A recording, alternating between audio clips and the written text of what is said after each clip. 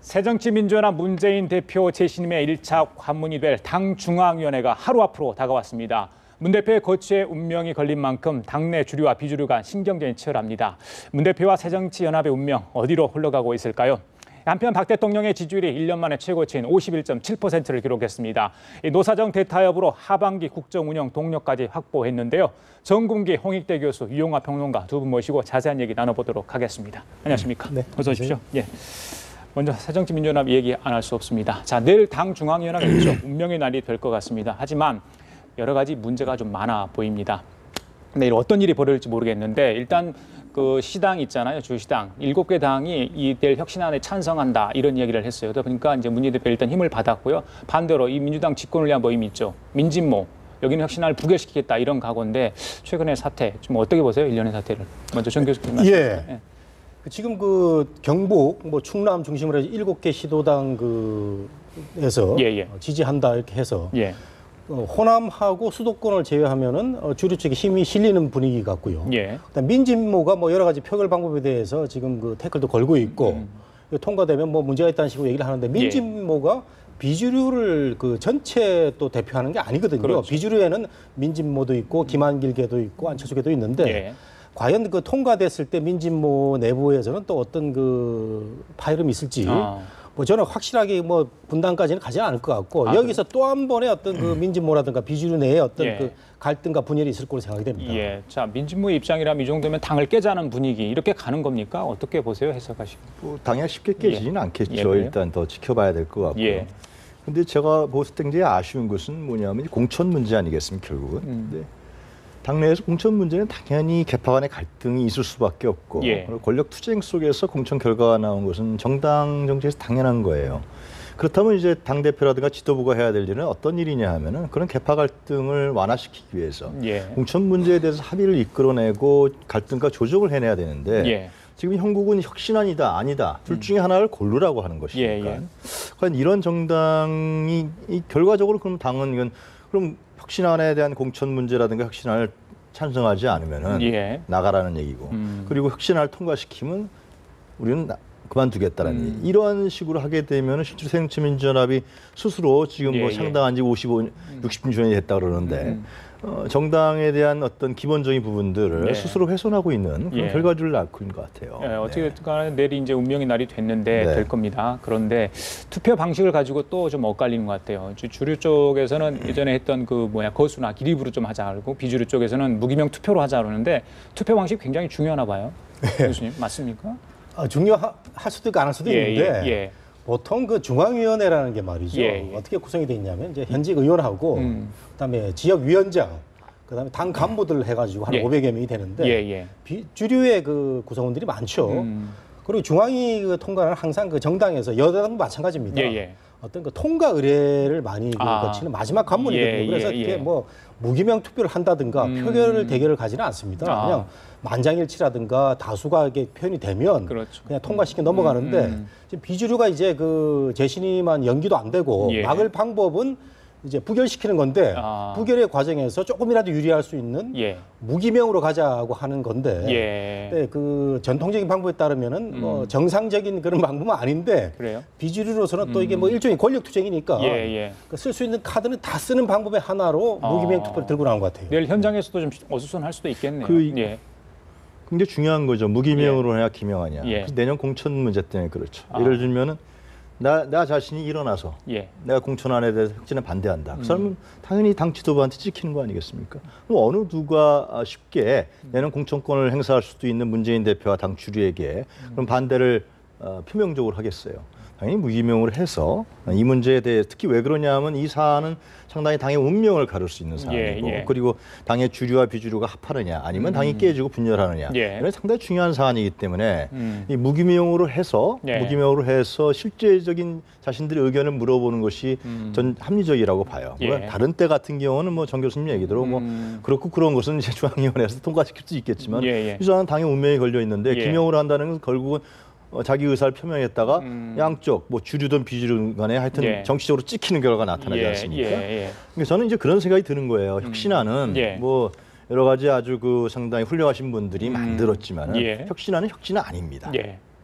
예, 예를 들면 이제 17대 때 민주당에서 손학규 대표 때 기억하시겠습니다만 박재승 위원장이랑 외부 공심위원들이 들어와서 했어요. 그때 상당히 당내는 갈등이 일어났고 굉장히 분파도 일어났고 심한 혼란에 사라졌어요. 정당의 일은 정당 사람들이 결정하고 책임지는 겁니다. 조국 교수가 오늘 아침에 그 보니까는 자기는 여의도 근처에 얼씬하지 않겠다 그랬어요. 그 사람은 이번에 끝나고 그냥 그렇죠. 가는 거예요. 결국 이 문제에 대해서 이 문제에서 책임지고 결과에 대해서 승복하고 하는 사람들은 새정치민주연합의 당원들 그리고 지도부 정치인들이거든요. 그러면 혁신 위해서는 그 안을 내놔서 우리가 전문가니까 이렇게 생각하면 어떻겠냐 하고 한번 물어보고 아니면 또 안을 내서 참조하라고 하는 게 그 사람들의 책임인 것이지 이거 갖고 감나라 대추나까 배나라 그러면 이건 완전 혼란만 붙이게 되는 꼴이죠. 결국은 정당 사람들이 협의하고 그래서 제가 아쉬운 것은 협의하고 합의하고 그 논란을 봉합할 수 있도록 충분한 테이블을 만들어서 그런 과정들을 왜 생략을 하고 혁신안 찬성이냐 반대냐 이렇게 밀어붙이면서 서로 간에 아주 힘겨루기로 가느냐. 이 힘겨루기는 결국은 저는 제가 보기에는 누가 옳다 이렇게 깰 수 있는 상황이 안 된다는 것입니다. 당대 일부에서는 이 당 혁신안 처리를 위한 중앙위 개최를 좀 미루자 이런 여론도 있었는데 결국은 강행될 것으로 보입니다. 일단 내일 어떤 결과가 나오느냐에 따라서 굉장히 좀 많은 상황이 변수가 좀 있어 보이는데 자 일단 뭐 시나리오를 두 가지가 있겠죠. 뭐 찬성이냐 이제 찬성되지 않느냐 이제 이렇게 될 건데 찬성이 됐을 때 혁신안이 통과됐을 때 자 문재인 대표가 자 어떻게 될지 재심 투표가 이제 그 이후에 실시될 텐데 힘을 좀 받을 건지 어떻게 예상을 하세요? 저는 뭐 그 결과가 어떻게 나오든 간에 문재인 대표에게는 절대로 적극적인 영향을 끼치지 않을 거라고 생각합니다. 왜냐하면 대표라는 것은 말이죠. 그러니까 문재인 대표님 대권 후보 아닙니까? 그리고 차기 대선 주자에서도 10% 이상의 지지율을 갖고 있는 대중정치인 중에 한 명이에요. 그리고 지난번 대선 때는 이 새정치민주연합의 후보로서 대권에 나갔던 사람입니다. 그럼 당대표가 됐어요. 당대표가 됐으면은 아우르는 정치를 해야 되는 거 아닙니까? 당내 비주류도 아우르지 못하는 인물이 예를 들면 대권 후보가 돼서 국민 전체를 아우를 수 있겠습니까? 그건 아니라는 것이죠. 그렇기 때문에 문재인 대표가 혁신안에 자기 목숨을 걸고 중앙위 통과에 자기 정치적 생명을 건다. 그럴 이유가 뭐가 있겠습니까? 예를 공천이라는 것은 예를 들면 지금 뭐 DJ나 YS가 있어서 이 사람 공천해, 이 사람 하지 마. 이러한 시대가 아니잖아요. 집단 지도체 형성이에요. 그러면 가장 중요한 공천, 정치인들의 생명이 걸려 있는 공천 아니겠습니까? 그것은 상호간에 합의하고 조율하고 또 양보하고 또 뒤로 딜도 하고 그러면서 공천 룰도 정하고 공천을 해나가는 것이 그건 우리나라뿐만이 아니라 어느 정당이든 간에 그 형태를 진행하는 거거든요. 근데 그러한 정당 정치의 기본과 어떤 ABC를 무시하고 자꾸만 이렇게 해서 밀어붙이겠다. 안 된다. 이렇게 되면서 개파 간의 갈등이 심화되면은 그럼 이 당은 사실상 있어서 내년 총선에 참패할 수밖에 없는 그런 결과를 날 수밖에 없고 누가 책임지겠습니까? 정 교수님 혁신안이 좀 통과될 거다 이런 여론이 좀 무세하던데 제가 들어보니까 어떻게 읽고 계세요? 봅니다. 그 중앙이라는 게 제가 아까도 말씀드렸지만 정당의 중앙위는 그 아주 뭐 최고 의결기관으로 돼 있지만 대부분의 경우는 아까도 박수를 치거나 좋은 게 좋은 거다 해서 통과를 시킨 분위기가 강한데 이번에 이제 그 사안이 좀 중대하다 보니까 이렇게 언론에서 많은 집중을 하고 있는데 사실 당무위원회에서도 예상외로 쉽게 통과됐거든요. 그래서 지금 뭐 무기명 투표다 하고 비주류에서 많이 태클을 걸고 있지만 혁신안 통과될 걸 보는데 혁신안 통과 자체가 저는 그 재신임을 그 긍정적으로 보는 그런 신호다. 그래서 투트랙으로 우리가 뭐 혁신안 통과와 재신임을 따로 볼 게 아니고 문재인 대표는 내일 그 혁신안 통과가 된다는 자체는 재신 받는다는 얘기거든요. 그래서 우리가 그 처음에는 비주류가 문재인 물러나라 그랬을 때 안 물러난다 그러다가 물러날 때 내가 여론을 한번 듣고 물러나겠다 이랬을 때도 뭐 왜 여론을 듣느냐, 뭐 항목에 문제가 있다, 왜 시험 문제를 자기가 내느냐 이런 얘기가 많았는데 저는 전병헌 그 최고위원 얘기가 맞다고 봅니다. 더 이상 이런 그 문제 가지고 자꾸 끌다 보면 끝이 없다. 우리 당 뭐 깨지니까 이번에 확실하게 뭐 내일 모레 끝을 내자 이런 건 맞는 것 같아요. 그래 재신임 얘기 좀 해볼까요? 그 유신시대 언어라고 이종걸 원내대표가 이야기를 하지 않았습니까? 물론 사과는 했지만 이 유신이라는 단어, 이 진보 정당으로서는 뭐 특히 야당 뭐로서는 굉장히 좀 트라우마가 있는 단어 아니겠습니까? 이것까지 꺼냈는데 좀 이종걸 원내대표하고의 어떤 문재인 대표 계속해서 약간 사각과 미묘한 그 갈등이 있었어요. 어떻게 보세요? 그런 이종걸 원내대표가 그건 언어를 잘못 택한 것이죠. 뭐 유신 시대라고 문재인 대표를 비유하는 거. 물론 이종걸 원내대표 생각에 그런 생각을 가졌겠죠. 그러니까 문재인 대표가 이 재신임안과 혁신안을 연계시키면서 밀어붙이는 것이 이것이 어떻게 보면 제 생각에는 좀 뭔가랄까요? 뭐 상당히 단순하고 도식적인 그러한 어떤 정치라는 복잡한 변수를 생각하지 않는 뭐 그런 것인데 그것을 이제 유신세라는 언어로 표현한 것인데 그게 잘못된 것이죠. 사실상 문 대표를 많이 흔들었던 건 사실 아닙니까? 당내 인사들 그리고 또 밖에서도 흔들었었고 그러면서 문 대표 입장에서 봤을 때는 굉장히 감정적으로 상했을 테고 왜 내가 나를 열심히 하려고 그러는데 그러냐 뭐 이런 생각을 많이 했을 건 사실이에요. 그러나 당내에서의 공천을 앞둔 과정에서는 이러한 권력 투쟁은 당연하다는 것을 문 대표가 받아들여야 되는 것이죠. 그럼 그 권력 투쟁을 받아들여서 그러면 뭐 친노에 있는 사람들만 뭐 공천 주려고 하지는 않을 거 아닙니까? 그러면은 이 지루와 비주류가 합의할 수 있는 공천 룰을 혁신이 안을 그대로 밀어주지 말고요. 좀 시간이 걸리대로 내년 4월이 아직 멀었잖아요. 그렇죠. 공천은 뭐 올해 안에만 정해지면 돼요, 사실상요. 그래서 그걸 가지고서 서로 간에 합의할 수 있는 룰을 만들고 또 국민적 면문도 세우고 그렇게 하는 것이 정당한 것이고 지금 새누리당은 뭐 저 김무성 대표가 오픈 프라이머 하겠지만은 아직까지 오픈 프라이머리에 대해서 아직 경론이 안 벌어졌습니다. 그렇죠. 박근혜 대통령과 친박계는 분명히 반대할 거예요. 그렇지 않겠습니까? 그렇죠. 그럼 그쪽도 당연히 저는 올해 안에 그러한 권력 투쟁들이 아마 아주 세게 붙을 겁니다. 그럼 새누리당은 여태까지 봤을 때는 그 안에서 합의를 만들어낼 수도 있고 아니면 힘이 센 그룹의 공천안이 통과될 수도 있는 거예요. 결국은 권력 투쟁인 것이거든요. 그래서 그건 공천의 결과는 국민들이 선거 때 유권자로서 심판하는 것입니다. 결국은 이 공천안을 갖고서 예를 들면 혁신위원들이 여러 가지 안을 제시했지만 새정치민주연합이 우리나라 전체의 민주주의를 하는 것이 아니에요. 그건 정당이에요. 정당. 그렇죠. 정당 안의 문제는 정당인들이 책임지고 정당인들이 고통을 받고 정당인들이 협의해 나가면서 만들어 나가는 과정인 것이고 사실상 국민들은 지금 새정치민주연합이 저도 얘기 좀 하기 좀 짧게 하시죠. 알겠습니다. 얘기하세요. 요거 여쭤볼게요. 우리 정 교수님한테. 그러면 어제까지만 해도 이 조국 교수하고요. 안철수 의원이 사실은 정치인 중에 검색어 상위 랭킹 될 정도였습니다. 물론 조국 교수가 안철수 의원의 이제 직격탄을 사실 날렸는데 그 트위터에 나온 내용 잠깐 볼까요? 당이 싫으면 탈당해 신당 만들어라. 이렇게까지 사실 이야기를 했어요. 어떻게 우리가 해석해야 됩니까? 오늘 안철수 의원은 다시 또 문재인 대표 어제 또 그 트위터 이야기에서 방박하는 또 기자회견 잠깐 하기도 했는데 전반적으로 요즘 흐름이 대립 양상이 계속되고 있잖아요. 그러니까 조국 교수로서는 혁신위원으로 활동했기 때문에 혁신안에 대해서 자꾸 태클을 거는 사람들에서는 뭐 할 수 있는 말이라고 생각이 되는데 근데 우리가 이제 저걸 어떻게 해석을 해야 되냐면은 안철수라는 그 엘리트 정치인과 함께 조국 교수가 또 이미지도 비슷하고 또 잠재적 그 대권 주자로도 거론되는 사람인데 본인이 하고 싶다는 얘기를 이제 저는 밝힌 것 같습니다. 그래서 안철수 진영하고는 이제 각을 세웠고 혁신안에 반대한다는 것 자체가 안철수 의원은 본인의 그 대권 가도를 가기 위한 그 어떤 수순이다 이런 얘기를 어제 정확히 했거든요.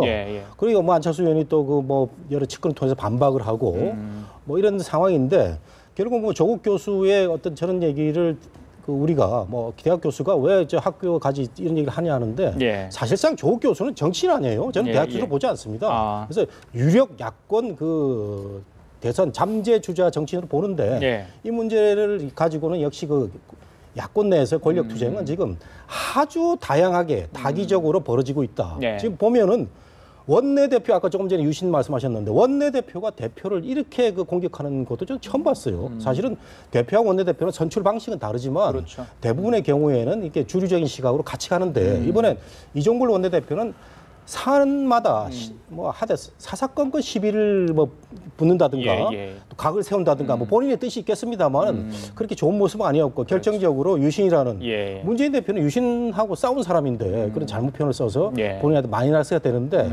어쨌든 이종걸 원내대표, 안철수, 김한길, 뭐 조국 등등에서 아주 다양다기하게 벌어지는 야권의 권력 투쟁은 정말 재미있다 이런 표현이 다시 한번 듭니다.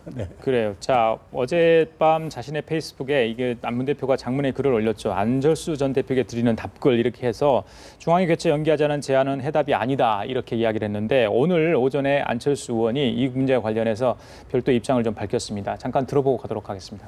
들려주시죠. 말씀대로라면 대표님의 문제의식이 저하고 크게 다르지 않습니다. 그렇다면 꼭 16일 중앙위원회를 열어서 혁신의 본질이 아닌 공천제도를 통과시키고 통과 여부에 대표직을 걸어야 하는지 의문이 생깁니다. 혹시나 혁신 논쟁을 권력 다툼으로 이해하고 대응하시는 것이라면 그것은 말씀하신 혁신의 본질을 이해하고 계신다고 할 수 없습니다. 16일 중앙위원회를 연기해 주시거나 그날 안건 처리를 하지 말아 주시기를 부탁드립니다. 물론 대표직 신임 연계도 취소해 주십시오. 재신임 관련 당원 및 국민 여론조사도 취소해 주십시오. 대표의 거취보다 혁신의 거당적 공론화가 더 중요합니다. 당 위기 상황과 혁신 본질에 대한 공통인식을 이끌어낼 수 있고 육창골단의 진정성을 확인할 수 있다면 16일 중앙위원회 문제를 포함해서 문 대표와 오늘 중이라도 만날 용의가 있습니다. 예, 오늘 오전 이제 의원회가 의원실에서 직접 자신의 입장을 표명한 건데 기존의 어떤 주장하고 다르지 않습니다. 똑같은데 저렇게 하루 앞두고도 저렇게 계속 주장을 하는 이유 어디 있다고 보십니까? 안철수 대표는 지금 예를 들면 문재인 대표하고 물론 자기 얘기는 하겠지만 대립적인 각을 너무나 첨예하게 세우는 것은 안 대표 개인이라든가 당을 위해서 별로 좋다고 생각하지 않습니다. 가장 중요한 것은 지금 뭐 중진들이 안을 내놨지만 좀 더 이 문제를 해결할 수 있는 중재안을 내놓고 또 중재자가 지금 없는 상태고요. 중도적 입장을 청하는 사람이 없어요. 그래서 안 대표는 하여튼 앞으로 어떻게 뭐 문재인 대표하고 만나자는 얘기를 했습니다만 하여튼 만나서 이 문제를 당내 문제를 어떻게 해결할 것인가라는 부분에 대한 어떤 그 걸음을 밟아나는 것이 중요하다고 생각이 들고요. 제가 한 말씀만 좀 더 드리면은 지금 혁신 얘기하는데요. 혁신 안에 좀 내용을 좀 구체적으로 봤으면 좋겠어요. 그리고 뭐 과거에 이러면 새정치민주연합이나 한나라 등 해놨던 여러 가지 혁신안들이 많이 있어요. 그거 무슨 차이가 있고 무엇이 다른지 상당히 궁금해요. 국민참여경선제라는 거 과거 했던 겁니다. 다 야당이 했던 겁니다. 그리고 한나라당도 했던 겁니다. 그리고 예를 들면 지금 대표제를 없애고 최고위원제를 없애겠다고 그러는데 그 문제도 그 정치라는 정당이라는 부분들의 질서로 봤을 때는 그 혁신이냐 후퇴가 될 수도 있는 것이거든요. 그래서 지금 새정치민주연합은 말이죠. 혁신이라는 트라우마에 걸려버린 거예요. 그거 잘못하면 말이죠. 완전히 내년 총선에다 유권자한테 신부받는 그런 정치인을 찍힐까 봐 두려워하는데 혁신이라는 트라우마에서 벗어나서 좀 더 객관적으로 냉정하게 바라볼 필요가 있다라고 생각이 들어요.